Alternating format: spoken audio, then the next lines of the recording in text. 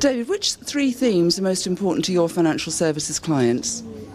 Well, I'd say at the moment, the way we generally look at these roadmaps is to divide the technology, the business and the social drivers. Mm-hmm. So if you take each of those and look at the most important, technology, it's easy because it's mobile. Mobile is the number one for everybody. Mobile first is the defining character of all strategies in retail financial services at the moment. So technology is easy because it's mobile.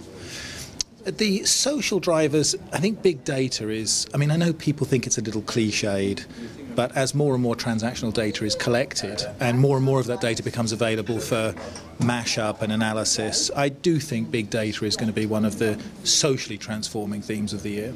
Probably at the business level, what we see that's most interesting is the arrival of what you might call the neobanks.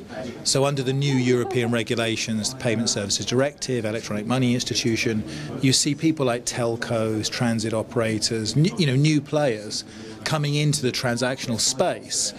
They look to customers as if they're a bank. They move money around and they invest and whatever, and you can have like Nutmeg as your front end so that it all looks, but behind it they're not banks. And I think at the business level that's a very interesting trend for the year.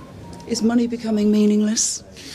Well, as everybody says, identity is the new money. So the future of competition is around identity management, reputation. This concept of the bank as a place where you store your identity rather than store your money, I think has a lot of validity to it. But I think we have to look and see how some of those things play out before we can see the shape. You can have a big data identity, your identity footprint, but do you really want that kind of big brotherish world where you're passively tracked and managed and located? Or do you want something more active where you, for example, select on your mobile phone who you want to be and who you want to deal with?